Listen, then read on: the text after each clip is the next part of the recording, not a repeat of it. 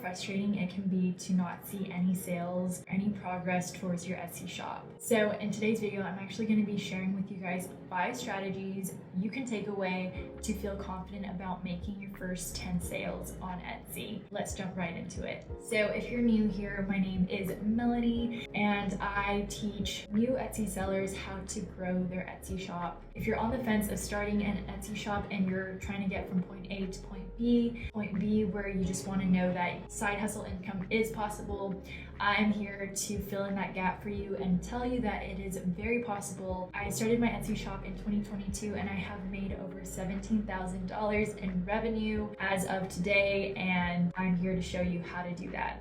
So the first tip is to make your Etsy shop look professional.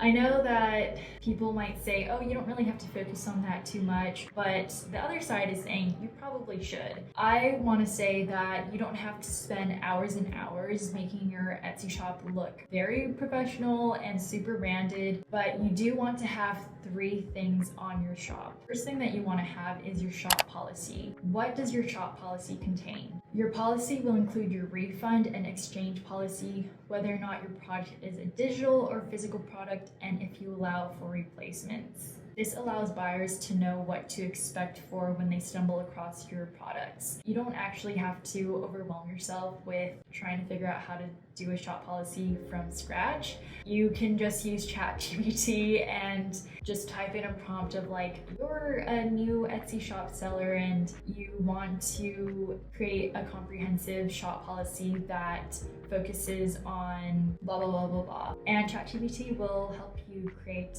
a customized shop policy that meets your needs. So to eliminate time and energy, I would say use ChatGPT. Okay, number 2 is the About section. Again, you can use an AI software, but you actually don't have to spend so much time on this. I've actually seen really big Etsy sellers that don't have an About Me section page. If you are nosy like me and you kind of want to know who you're buying from, that's why it's important to have an About Me page. If you, for example, sell party printables, you can share about how you decided to get into designing party printables and why maybe people might buy from you. What are some skills that you have that make you credible to sell these types of products? Number 3 is to have some sort of logo and branding. This is so easy to create on Canva. I feel like you can honestly just get this done in like 10 minutes. You can find free logos on Canva and just personalize it to your liking. For branding, you can input an Etsy shop cover that's already made on Canva. But again, just personalize it to your own liking so that, because I think there might be copyright issues if you just choose a logo and you don't even edit it. So don't do that. So those are the 3 things that I feel like can really set you up for success. When people stumble across your Etsy shop, they already know, oh, who this person is about, what to expect when I buy from them, and whether or not I can trust their overall professionalism.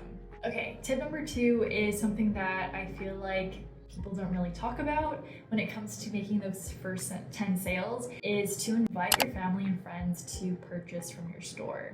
This probably feels like uncomfortable for a lot of people to do, but I feel like asking your closest connections and your community can really have a strong impact, positive impact on your success for Etsy. For me personally, my first sale was actually my sister, and I didn't even realize that I could have asked my family and friends to help me when it came to making my first few sales. And this was like literally 1.5 months into my Etsy shop journey. I hadn't made a sale. It was just like all crickets. And one day I was like, hey sis, can you buy a product from my store? And she bought a product from my shop. That just kind of led to another sale and another one. And soon enough, I started getting stranger sales. Yeah, so I would say really take advantage of your personal connections, because chances are getting your first sale is gonna be the hardest. But if you can get someone that you actually know to support your shop, then why not, right? So I would highly, highly recommend taking advantage of the people you already know in your community. Tip number 3 is to list 3 to 4 listings per week when you're just starting off. You really want to make sure that you're being consistent almost every single day, especially if you're selling digital products. products. I'm mostly speaking to people who sell digital products because that's what I sell. And I know that in terms of physical products, it's so much different with the whole process of creating. I created for like 5 to 6 months straight without skipping a weekend when I first started. And that's what really helped me become, I guess, an authority in my niche, because Etsy was able to track what keywords I was using. I just had so many products in that keyword that when people search it up, I would be ranking in the top pages for it. So you really want to make sure that you're publishing at least 3 listings every single week when you're just starting. Okay, and tip number 4 is to utilize your titles, tags, and descriptions. This goes hand in hand with learning to understand Etsy SEO, which is search engine optimization, and I think I'm gonna make a video in the future about this. So I'm gonna break it down so it might be more simple for you to understand. Let's say you're creating a printable product, which is a self-care checklist. An example for your title keywords could be self-care checklist, self-care printable, routine checklist. These are keywords that you can actually put in your title. And then for tags, you do have a limit of characters you can type, so be aware of that. You can, for example, type what you put in your title. So for example, self-care checklist, if that fits, routine checklist, that can definitely fit, habit tracker, routine tracker, yeah, so on and so forth. So you get the idea. Your tags really want to be as similar to your titles as possible. And then for descriptions, you want to make sure that you're using at least 3 to 5 main keywords and related keywords in your description. So for example, your main keyword is self-care checklist. You want to include that in your description when you're describing your product. And then you can include a few relevant keywords such as self-care routine. So again, use softwares that will eliminate your time and your energy.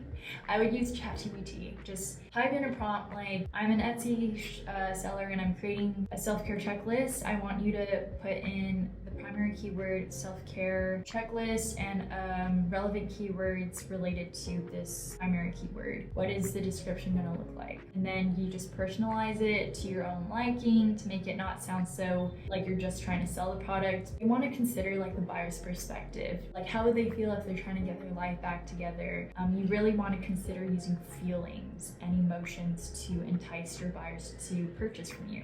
And number 5 is to not give up and keep experimenting. When you're making those first 10 sales, you are really just focusing on product creation. I have said, I don't know if I said this in my video, but I have definitely said this in my blog, that you don't want to focus so much on how much you're making. Instead, you want to focus on reviews and you want to focus on product creation. In order to get reviews, you can get that from your family and friends. Once they purchase, they can write a review for you, and that brings credibility to your shop. That will lead more people to trust you as an Etsy shop and potentially buy from you. But in the meantime, you also want to make sure that you're just creating what products are just dead quiet and maybe they need some tweaking. I can tell you that if one Etsy product takes off and that brings you sales, then you will know how to build off of that. For me, it took, I think, 30 products for me to find one that actually would sell. So that's why you can't just expect like creating 10 products and expecting them to take off. You just need to keep creating, and over time, Etsy will understand what